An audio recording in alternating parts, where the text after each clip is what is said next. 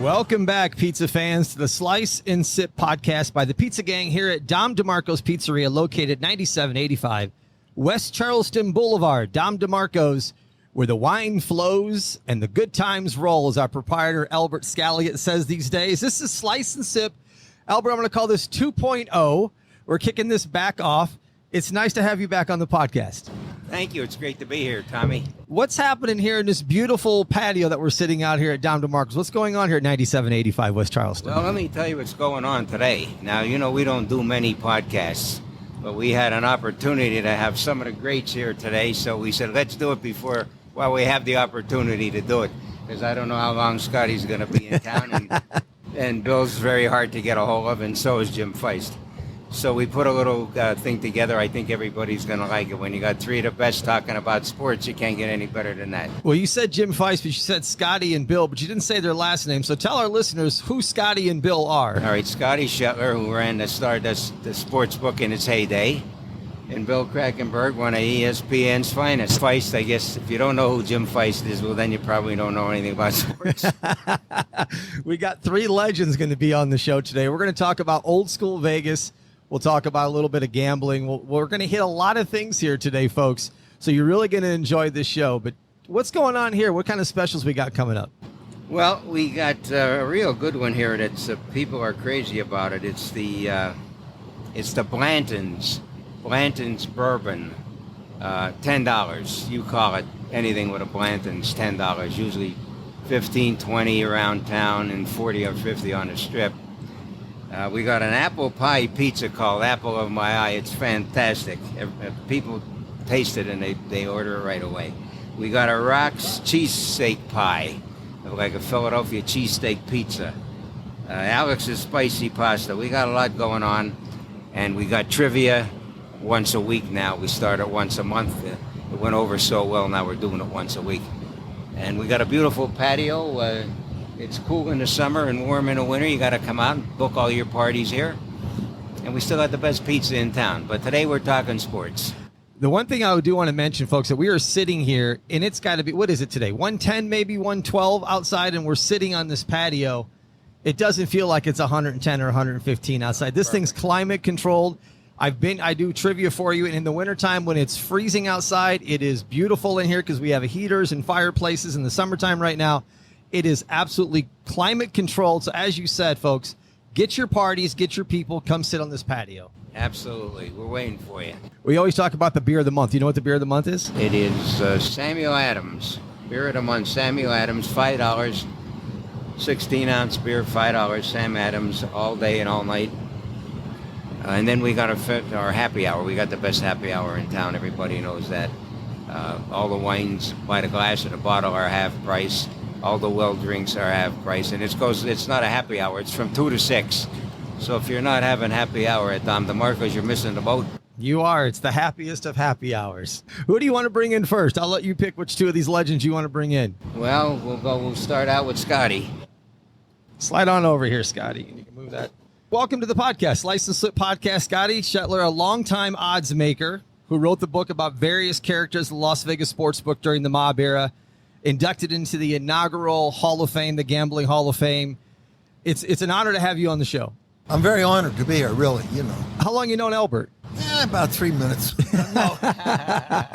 Just met him outside in the parking lot. He said, hey, come with me. I want to put you on the microphone. Yeah. No, I used to come in here with my son Vincent. He was sitting right there, and I met him then, you know.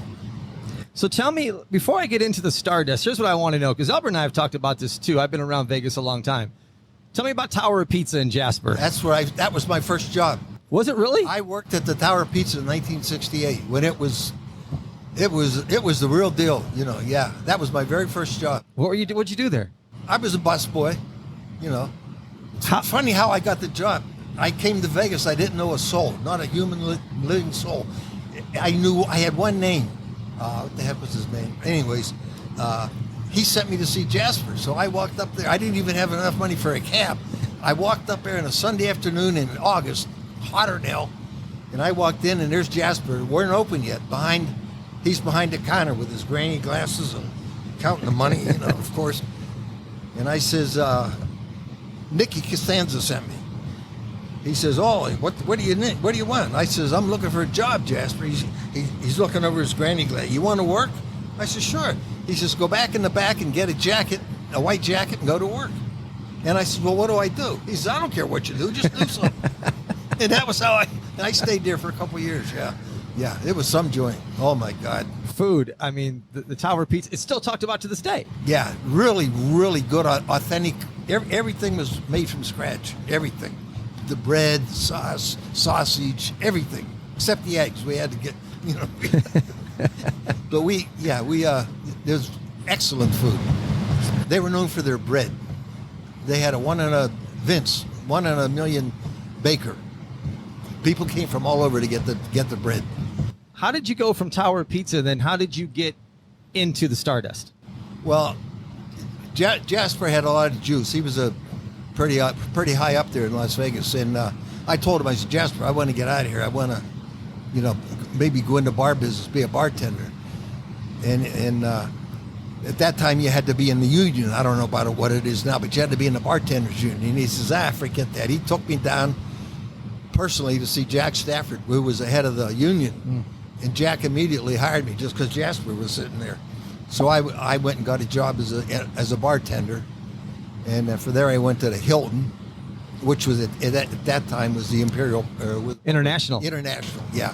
Yeah. Stayed there for a year or so, and from there I went to where did I go from there? I went to the Stardust the first time. Yeah. So what was it like trying to run a race and sports book during the era of the mob that was controlling the casinos? Well, it wasn't hard. I mean, people make a big deal out of bookmaking. It's not that hard if you don't try and handicap the players. And it's like I told Dom here, if you just remember, 11's bigger than 10. That's all you got to know. It's not that hard. So we actually made our own numbers. We didn't consult any. We had a couple guys we paid, but we didn't use any service or anything. We actually made our own numbers. And we opened up every morning at 8 o'clock like a bank. No matter what we did the day before, win or lose, didn't matter. We opened up at 8 o'clock and dealt to the sharpest guys around, good limits, and booked the way you're supposed to. Didn't play faces. If Bill come in, we would have took his bet just like if you come in. Didn't play faces. It's the same money. I mean, right. It's the same $20 bill. We hold it for 20 days a month, and the player holds it for 10. It's the same $20 bill. Just you're holding it longer. Yeah, it's ours longer. It's not that hard. They make a big deal out of bookmaking. It's not that hard if you do it right. Right. But if you start micromanaging, and this guy won yesterday, so lower his limits, and I heard somebody was hurt. It's all bullshit. Just take money and move the numbers. It's very simple. Lefty Rosenthal, obviously big name attached to the Stardust. Yeah, he was there.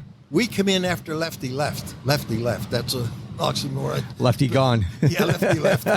So when the gaming board asked him to leave, then we took over. Yeah, I was working for the Boyd Group. The gaming board asked the Boyd Group to come in and manage it. Okay, so that's where I come in. How long did you stay there till it closed? No, I stayed there till 91. I'm 83 to 91. I was there for the heyday. Did you start seeing the decline when you started to get out of there? Was it starting to decline when you left? I heard a lot of people were, yeah. I don't want to knock anybody, but right, sure. Yeah, it went in the tank. Yeah, but they played off the name. They played off the name Stardust. Yeah, but it's funny. I guess I won't get in trouble. Everybody's dead. I went in. The first year I was there, we did 140 million. The first year, and the people upstairs, I don't know if they weren't that smart or what, but they says, "Boy, look what he did. Last year they only did 70 million." And I says, "Yeah, you counted all the money." That's what. I said, "You got first count." I says, "None of it went south." Right. No, none of it took off in an airplane somewhere. I didn't do anything. The Vegas in the old time, in the heyday, and I get asked, I'm sure you get asked the same question.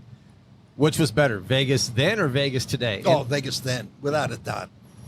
True. It's two different cities to me. This is not Las Vegas that I know. No, this is a commercialized Las Vegas. Back then, it was more of a hometown, good old boys network. It was a gambling town. You're correct. Yeah, people came here to gamble. Yes. Now they come here for drinks and Conferences. parties and whatever they come for, Right. And they just fleece you, I don't know if I'm supposed to say that, but yeah, we were more player-oriented, liberal with the comps, You can't find a comp these days. No.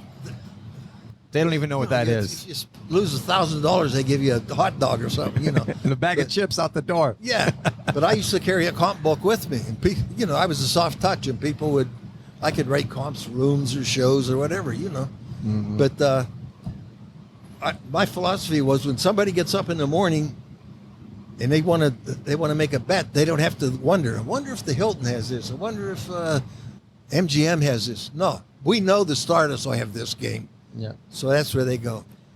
The one thing about old school Las Vegas, as I like to call it, even though it was a different era, people that were celebrities or entertainers at the time could walk a casino floor without being interrupted or surrounded by 50,000 people trying to get to them and have an entourage. Yeah. It was a different time period. I mean, the entertainers would be on a lounge and come sit in a coffee shop or go sit at a blackjack table, and nobody bothered them. The Tower of Pizza, the bar after the shows closed, Vic Damone, Sinatra was in there a couple of times. All the big stars, Juliet Prowse, they would all come there and just sit at the bar and just like anybody else. Nobody paid attention to them. Right. Yeah. To us, they weren't that big a deal. You know what I mean? Just that's the way it was. Yeah. Albert, what do you got for Scotty? Easy. Was Bob Martin around with the line then? Oh, Did you guys use him at all as a consultant? No, we didn't use anybody except our in-house guys. But Bob was here. Bob is the king. He was the absolute king. I didn't know you knew Jasper. When we're done with the show, we'll talk about Jasper. Jasper and I were real close. I did some homework because I knew you knew Jasper. He took good care of me. Yeah, even when he was in a can, he sent me stuff. Oh yeah, I sent him stuff. He was a great guy, Jasper. Yeah, he was a great guy. Yeah, he was a real deal. But Bob was he was the king, the unchallenged king. Yeah, Bob. He left Churchill and went to Union Plaza. He opened up a place at the Union Plaza. Said Jackie Gunn. Yeah, the first book in a casino in '76. The first book in a casino. In a casino? Oh, wow. Yeah, they didn't have books in the casinos, and they were all. I'm going to tell you a story about that too when you guys are all done. Uh-oh. Tell me about being part of the inaugural class for the Sports Gambling Hall of Fame. That hit me out of the blue. I didn't think I belonged with those guys. Bob Martin and those guys. I mean, who am I? You know what I mean? I used all their ideas. You know what I mean, and learned off of them. But I was overwhelmed. Really, I really was. It was like an honor. I'm sitting in Minnesota, of all places, and here I'm being inducted into the Hall of Fame in Las Vegas. What the heck is this? You know what I mean? And yeah, it was a real honor. It really was. It had to be a good time though with that and with all those people in that inaugural class together in one place. It had to be a good time. Yeah, it was. It was great. It was a great time. Yeah, a lot of laughs. Yeah, it was a great time. Scott, tell me this then. Somebody that wants to break into the business today, should they? And if they should, what's a good avenue for them? Because it's changed so much. Today they micromanage. Today it's all algorithms, and they micromanage down to a 1/100th of a penny, and it's not. You don't have to have any brain power anymore. It's all algorithms and all that kind of stuff, and it's back then. And the phones, everything's on the phones now. Back then, when I had 80 people working for me. When I hired somebody, if they come in with a resume, I don't need you. If you're a college graduate, I don't need you. I need guys, that might have been arrested, or I needed guys that knew what they were doing, because if not, they get their pockets picked. Yeah. In other words, mine. So I was I hired mostly guys east of the Mississippi, from New York, Pittsburgh, Chicago, Chicago's, but very selective, yeah. And but today, I guess you need a degree or something, or look nice with a suit or something. I don't know. I couldn't get hired today. They wouldn't even touch me today. No. There's no way they would hire me. Not a chance. Tell me a good story that happened at the sports book. Doesn't have to be as anybody that's a big name, but you guys all have great stories. So give me one of them. One of my favorites. One of my favorite is this big black kid, a teddy bear called what was his name? Calvin. Big soft-spoken black kid. He worked in the race book, and a lady came in one day from San Diego, and she walked up to him. She had no idea what she was doing, and she asked him. She says, "If I give you some money, can you bet for me?" And of course, Calvin, oh yeah, She gave him $20,000 and told him to pick the games and call her with who he liked. So Calvin says, yeah, he went in the back and got some kind of paper and wrote her a receipt, And she left. Calvin's trying to pick losers.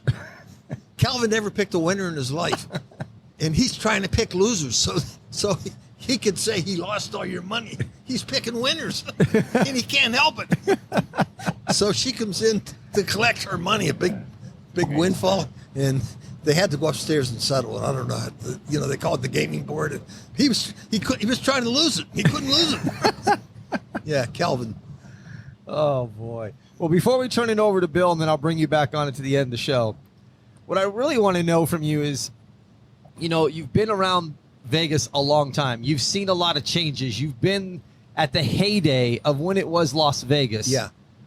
Can Las Vegas ever find a way to maybe head back that direction? No, not a chance. Never. It can only go the other way. It can only get more monstrosities and more bling and blang, and no, it'd never go back. It's impossible. Well, the days of like Churchill Downs and all those places are gone. That was the cathedral of all. That was the place. Were you familiar with Churchill? Yeah, I'm familiar. Yeah. Yeah. Okay. Yeah. That was.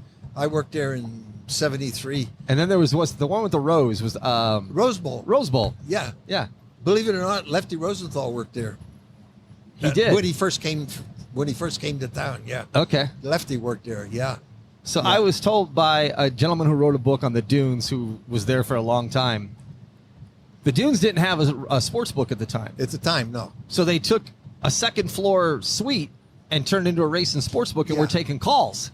Uh-huh. And then it got hit up with the FBI. They decided to take the money and go put it at Regency Tower somewhere, and he was part of trying to transport money, but it still got hit. Yeah, that Dunes, that's another funny story. It was just like a table like this, and a board, a chalkboard, and it was just nothing. I mean, they didn't even have anything there. And here guys would come in and erase the number on the board. Really? With their finger? Yeah, and they put their own odds up there and then bet. And the clerk would look around, -6. And here it's supposed to be -12. And these guys would come in. Oh, yeah. That went on for a long time. Yeah. Wow. That's the stories of old time, man. We could the Dunes. That was some joy. Yeah. You talk about Jasper. He used to tell me, he said, see that diamond up there? There was a diamond on top of the Dunes. He said, I built that. I put that diamond up there. Yeah. Oh, boy. Well, I mean, it's an honor. I'm going to bring you back on. I'm going to talk to Bill. We're going to get Jim on, and I'm going to bring you back on to close the show. Bill, slide on over. Yeah. Jim, are you there? I'm here. Bill Krackomberger, how you doing, buddy? Bill, what are you up to, buddy? I am. I'm over here at. Are we on air, by the way? Let's kick it back off. We got Jim Fiest on the phone. We're just talking to Scott and Bill Krackomberger's here. 25 plus years. You've been involved with some of the smartest and sharpest bettors in the world. I mean, it's welcome to the show. Listen, this show is really not even about. I appreciate it, but when I got two legendary guys here, I'm like the third in command here.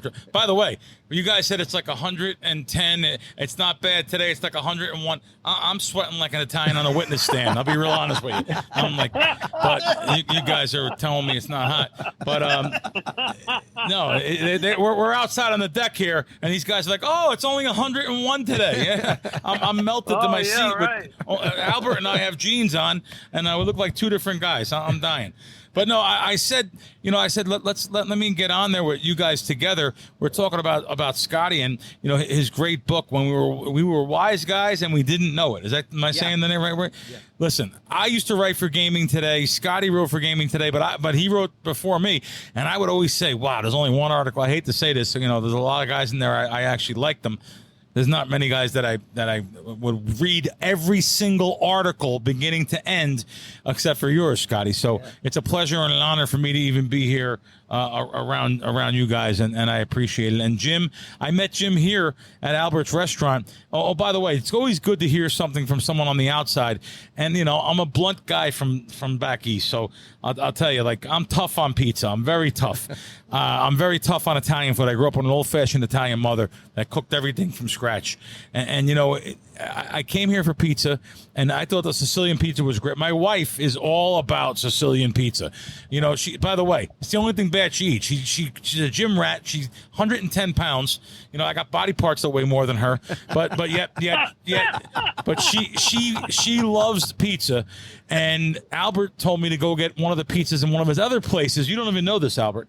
You told me to go get a Sicilian at one of your other places. Is it over around in Summerlin? Brooklyn's best. Brooklyn's best. We love it. So I'm just telling you. I'm giving you. I wish you weren't here because I'm not saying it because you're here. I'll tell you what's bad too. I got some bad things too. I always get charged full price. But what are you gonna do? I mean, it is what it is. Yeah. But have you tried the pastas here? Yeah. No. And the pastas are great. The sauces are great. Fantastic. I love the food. But I'm gonna leave. I know I'm joking around, but I'm actually serious. But when I got you two guys here, I met Jim Fiest here. He came up to me and said, Jim, do you remember what you said to me? Tell Brent Musburger the only reason why I pay him is because I watch your shows on Thursdays. That's what Jim said to me. And, so I'm still trying to get money out of Musburger. But, it's a good show. We just talk. I'm unscripted. My stuff's really unscripted. That's what I do. And I talk very bluntly, and I'm never mean. I never throw no one under the bus. Like Scotty said before, it's no good downing someone. Or, I did a show on Showtime called Action with a couple other people, Kelly in Vegas. Dave, everyone didn't like Vegas. Oh, what's your opinion on Vegas, Dave? I just don't down anybody. It's just not a good look for me. I'd rather just, it's like on Twitter. If someone says something, comes after me, if I feel it's unwarranted and it's just stupid, they're just trolls hiding under the cover of anonymity, I block and move. I don't go at them. I don't go after them and say, I'm down here, you're going to come say something. I don't do that stuff. I'm older now. That's not what I do. But, just to be on a show. It's the first time I met Scotty, even though I've emailed him before, and to be on a show with you two guys, it's really an honor. Let's go here because you brought up a great point here, Bill, after we talked to Scotty individually, Jim, before we called you. Let's hear from the three of you talk about old school, because you're curious, too, about when they used to handwrite tickets. That's what I said. I said, I would like to know. It's before me. It's probably before Jim, too. But handwriting tickets. Yeah, you used to handwrite them literally by hand and stamp them or something? Yep, that's what did you say? It was a code? Like a code on it or something? Like how I got to be real blunt, maybe because I grew up around Jews and Italians my whole life. There had to be some maneuvering going on with the tellers. You're talking about like a clock that you would clock in and out? You'd stamp it that way? That's what I said. I only hired guys from east of the Mississippi that knew it. You had to know the odds. I mean, you couldn't just come in and take somebody's words. Give me Mississippi. Okay. You had to know the odds. You had to know what time the game started. There was no computer to tell you this game has started. Right odds that before they erased it on the board. You had to know the business, the pulse of the business. You had to know what time. We all carried one of Fiest's schedules in our pocket. Everybody in their back pocket had one of Fiest's schedules and had the time, and we would write the odds in there by hand. And you had to know. I mean, if you were a dummy, they would pick your pocket. So you had to know the business. You mean you had to be a sports player. You had to be a knock-around guy, someone that knows what they're doing.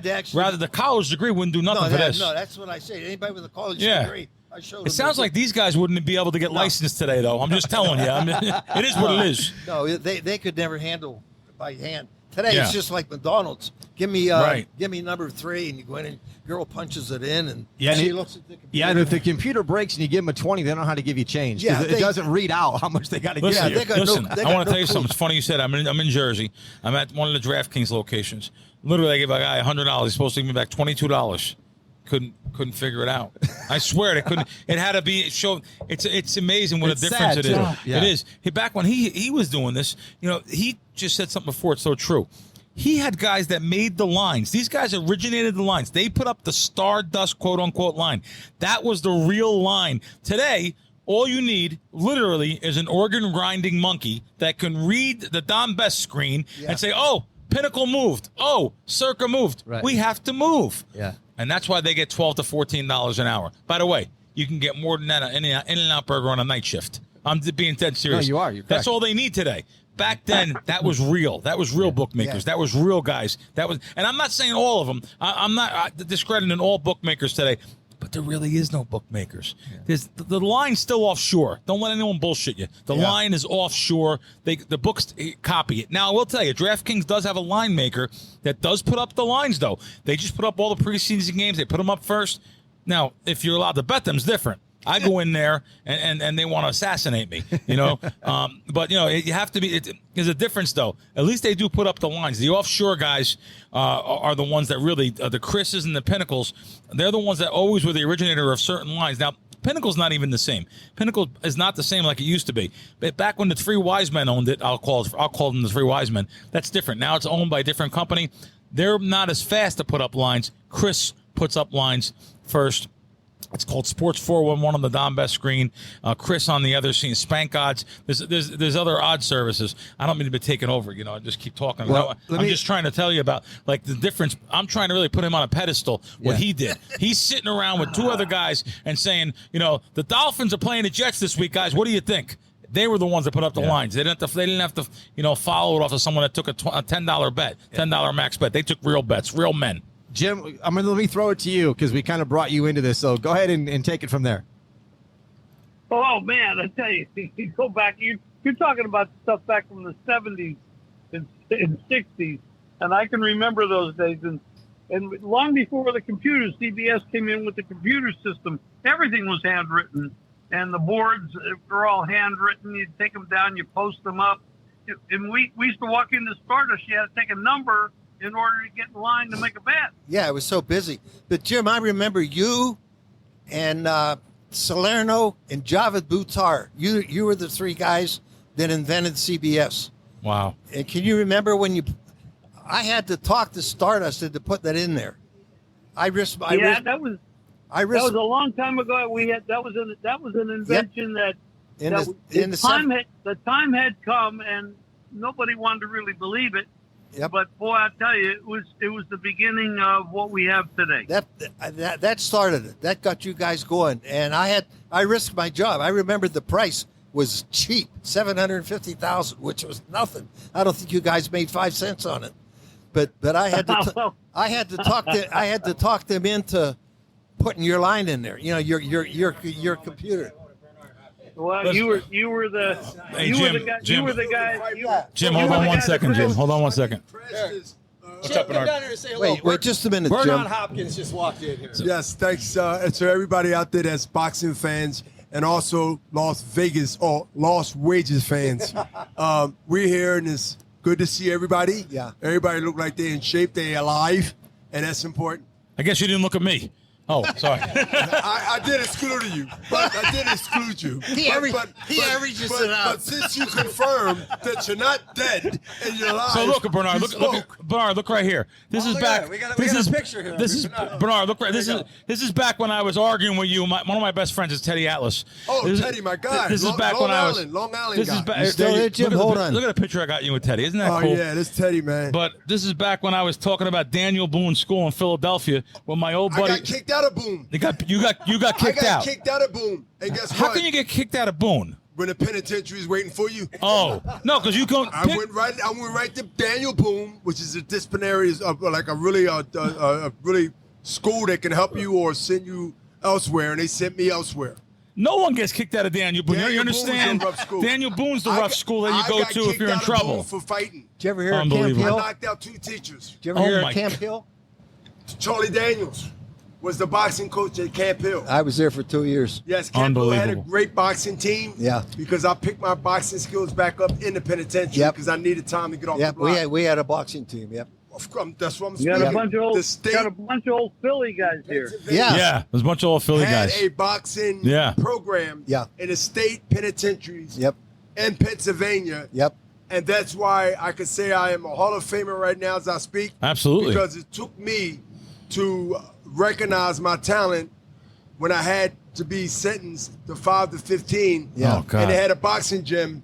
And I got bored on the block after 15 months of that 5-year sentence. And I went to the gym and got the spark back and won 3 state championship boxing matches as a middleweight And then the biggest thing is to come out with 9 years parole on my back in the 80s and said, I'm going to be professional one day. I'm going to be great. I know your story. Believe me. Well, in case you forgot it. We're from the same. Yeah, I understand. We come up the same way. Where were you at? Not Camp Hill, but Graded Ford. Ooh. And then I got shipped to Dallas, Pennsylvania. Wow. Wilkes-Barre. Yeah, tough Dallas places. State. Yeah. Tough places. But Graded Ford was closer to Philly, which means I knew my enemies and I knew my friends. Yeah. But they also had a boxing gym. Yeah. And I built a reputation of being one of the best fighters in there. Oh. And we had shows, and inmates were the guests, and outside guests was the amateur AAU and Golden Gloves. Unbelievable. That Charlie Daniels in Camp Hill, you remember him? Yeah. Old man Charlie Daniels. But I never was in Camp Hill, but they had a great boxing team. I'll bet you I knew who sentenced you. Judge Thompson. That son of a bitch. Is he the one that sentenced you? That son of a bitch. I knew that. Who told See? you that? You I must know. have read that somewhere. I know. Are you related? He sent all. Are you related? No. Okay. Judge Thompson, he was brutal. Yeah, I remember. Yeah, He sent has all the no mercy. No. And let me tell you, he's probably, if he's breathing, he's still. He can't be man. breathing. He No, can't be. he's got to be gone. was too 200 right now. Yeah, he's He older. was realistically, he was like in his late 70s. Yeah, he's older than baseball. Yeah. He's really old. Yeah. You go in front of him, he just give you the numbers. Yeah, automatic. He just give you the numbers. See, wait a minute. You know my name? Bernard, where do you live in now? You're not back in Delaware now, right? No. Well, Delaware is the main really? headquarters because of tax reasons. Okay. Right? Because Yeah. of corporate reasons. Of course. But also I'm in Miami, Florida. Of course. Why wouldn't you be? And I'm constantly in LA based on a company, Oscar De La Hoya, and I are partners for 20 years, as you probably know. Of course. So we got a fight this Saturday with Virgil Ortiz, who is right now is one of the top 5 Absolutely is. in the conversation of Crawford, Boots Ennis from Philadelphia, and a whole bunch of talent like the welterweights in the 80s and the 70s is really back in today now. And let me remind everyone, if they watch the fight in LA, there is a change in boxing for good. They are energizing boxing through investors from overseas, the Saudis. Riyadh season is here. Golden Boy is here. We are promoting the best, fight the best. Like we grew up knowing who was the best in each division. When Marvin Hagler was the best, there was no dispute. When Ray Leonard at welterweight, 147 pounds, was the best at that weight, we knew who was the best. From the lightweight, the junior lightweight, the welterweight, the junior welterweight. Yeah. We knew in every division, the heavyweight division, you knew who was the champion. So steady trying to get rid of all these belts in every division, which is 4 belts diluted in every division, which confused the average fan. We're going to now establish through boxing, whether you in or out, that you know who got the championship in that division, who's uno. Not 3 champions in one division, and you got to dispute and argue about who is the best in that division.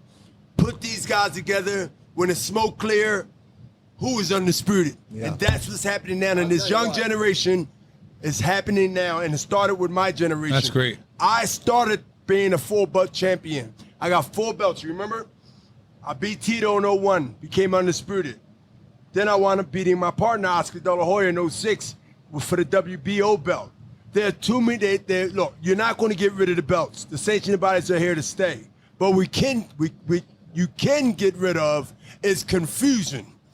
Right? You can make 20 belts. It still makes it confusing.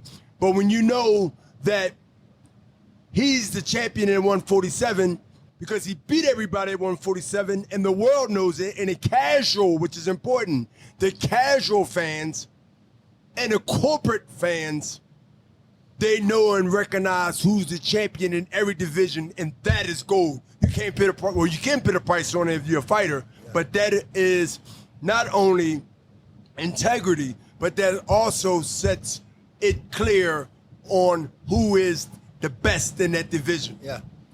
That's great. You're in unbelievable shape, too. You have any body fat on you? Jesus. The only body fat I got on me is my wallet. Yeah, I love that. At least you're honest about it.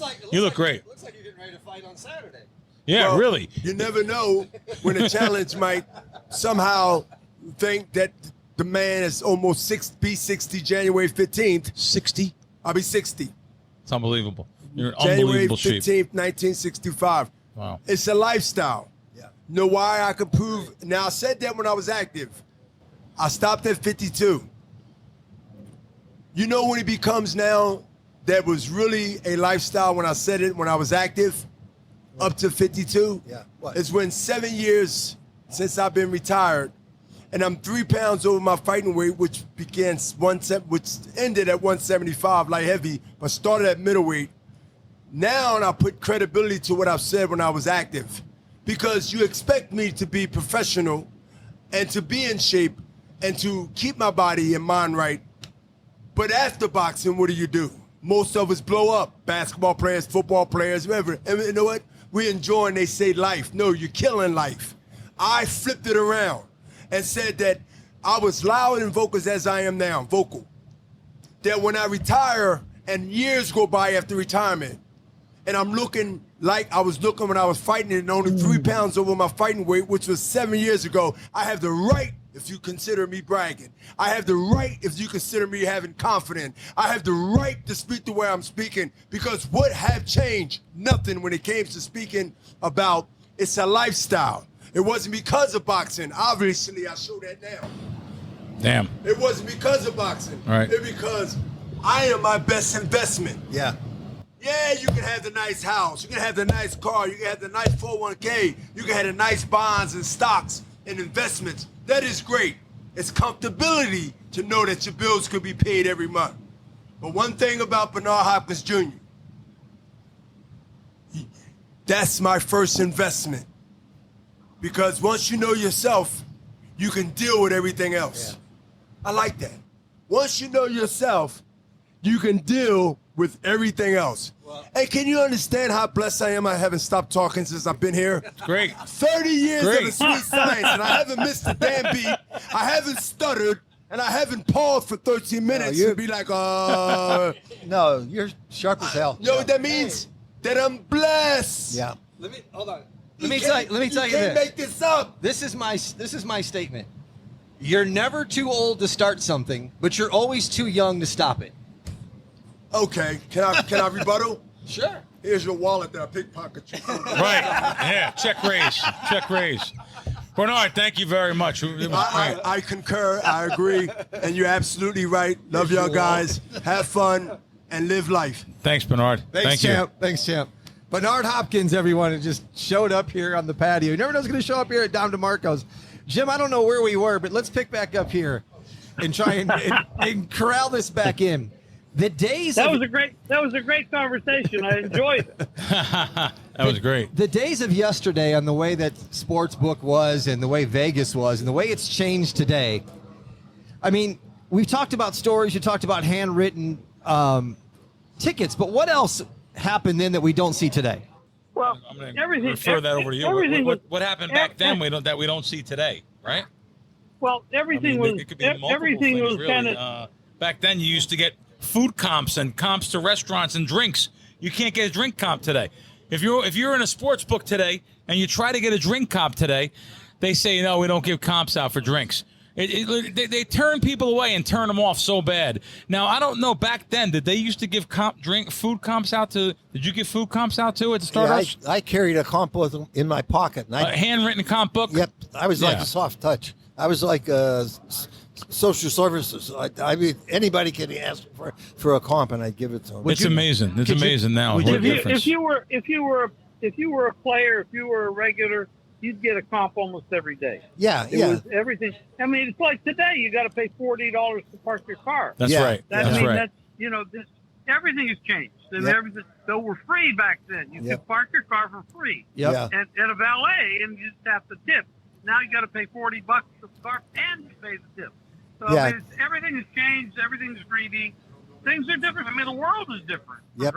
I used to walk in a casino and Hey, Scotty, what do you need? You want to go to the show? Your family here? What do you need? Anything you need? But nowadays they wouldn't give you. Only the South Point now. I go in and they'll handwrite comps and hand me a comp.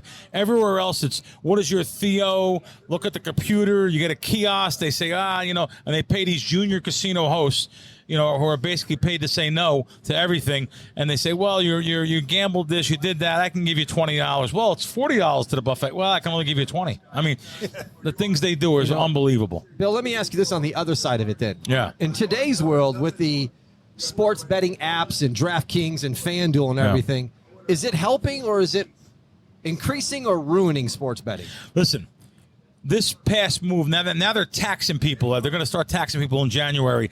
They're going to literally send people back offshore because DraftKings is passing along a tax in the big states, New York, Pennsylvania, 3.5% tax they're passing along. So if you get a $100 winning ticket, imagine going to the counter, you think you won $100 and them only handing you 96. That's what's going to be happening now in some of these big states that are being taxed. They're passing along the tax. But meanwhile, states like Pennsylvania and New York, they double. That's right.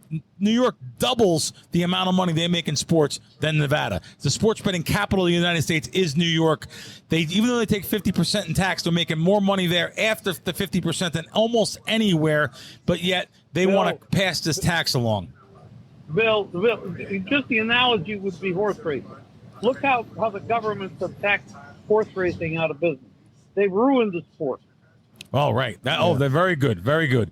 Yeah, they've actually ruined the sport. He's just saying the same thing happened on horse racing. Now, I'm not a horse bettor, but Jim, what were they? They were their battles there were like they were taking 14% or something like that, and they wanted to take less. Some of the exotics they were taxing 17%. Oh wow! I mean, I had a stable and it back in New Jersey and Pennsylvania, and they would tax the shit out of people, and it ruined. It never stopped. It really never stopped, and it ruined the sport. Unbelievable. They used to, the feds used to take 10% of the sports betting handle, and we had a system where we used to scam it. 10% we would break it down. Say you bet $100, we would write you a ticket for $10 with a secret code on there, handwritten. And when you cashed it in, the cashier recognized the secret mark, and he would give you the correct amount. But then the feds says, well, we're going to do you a favor. We're going to lower it to 2%. We just, oh, no, please. We can't figure out 2%. Leave it at 10. They couldn't figure out. We were against lowering it because we couldn't scam it. Then they lowered it to 1/4 of 1%, which is fine, But great stuff. Scott, back when you were around, was there a lot of prop bets back then, or was that non-existent? No, not like it is today. There's prop bets everywhere. Non-existent. You couldn't prop bet anything. No, back then. I think the first one started really with the '85 Super Bowl. I think would Will the Refrigerator Perry score a touchdown? I think that was like the first one, gimmick one. 60-1. Right. That was the first prop bet. Yeah, that the sports book. I think. Okay. Yeah. Now it's all prop. I mean, the kids everything's today a prop bet. Everything's a prop all bet. they want to do is bet props. They don't want to bet sides or totals. Yeah. They just And want by to the bet way, the props. sports books charge $1.20 on each side. They're doubling the rake and making double the money and still throwing people like me out for betting.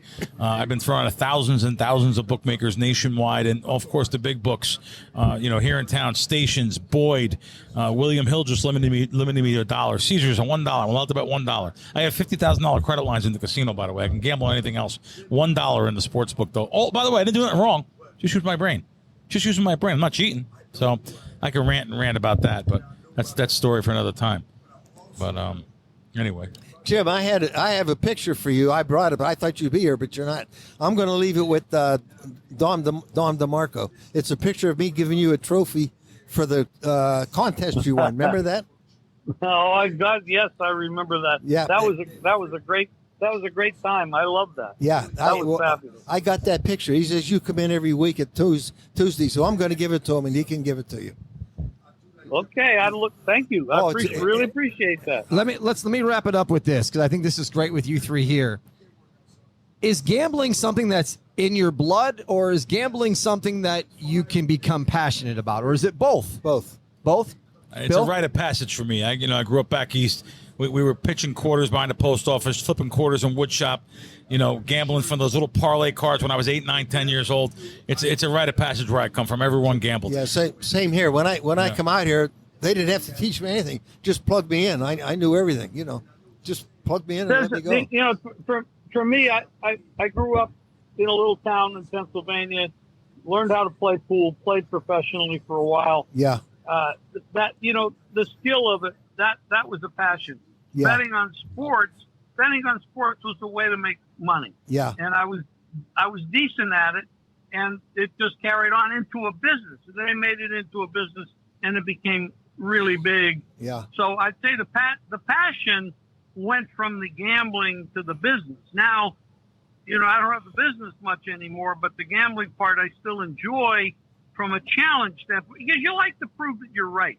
Yeah, you like to prove that, hey, my opinion is better than your opinion. That's exactly right. It's not easy. It's not easy because the people that make the lines aren't stupid. Yeah. So it is a challenge. At Churchill, we had one TV, a 27-inch TV, and if it worked, it was on the wall. Nobody came in for a comp. Nobody came in to watch TV. Nobody came in to look at the girls. They came in to bet. Yeah. I mean, they loved it. It was in your blood. There was no reason to go there except to bet. You got it. You got it. Yeah, which is why the hotels got into putting sports books in, because all the people would leave to go to Churchill and other small venues and not stay in the hotel. So the hotel said, "Hey, let's put these books in so we can keep the people in the house."